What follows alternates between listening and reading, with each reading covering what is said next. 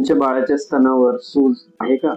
तर तुम्ही घाबरत आहात की हा एक आजार असू शकतो? तर आपण जाणून घेऊया याचं मागचं कारण. तर बरेचसे नवजात शिशू जन्मानंतर स्तनावर किंवा छातीवर सूज येणे हा खूप नॉर्मल गोष्ट आहे. असं याच्यामुळे होतं कारण प्रेग्नन्सीच्या वेळेस आईच्या हॉर्मोन्स गर्भामधून बाळाच्या शरीरामध्ये प्रवेश करतात. बरेचशे बाळांमध्ये दुधासारखे थेंब बाहेर सूज मधून यायला लागतात, ज्याला विचे स्मिथ म्हणलं जातं. हे पण खूप नॉर्मल आहे. पण लक्षात ठेवा, सूज दाबू नका, मसाज करू नका आणि दूध काढायचा बिलकुल प्रयत्न करू नका, कारण इन्फेक्शन होण्याचे जास्त चान्सेस असतात. पण सूजवर जर लालसरपणा येत असेल, टच केल्यानंतर दुखत असेल बाळाला आणि त्या सूज मधून पस येत असेल किंवा ताप येत असेल बाळाला, तर पिडियाट्रिशियनला नक्की भेटा. प्रत्येक सूज म्हणजे आजार असतो असं काही नाही.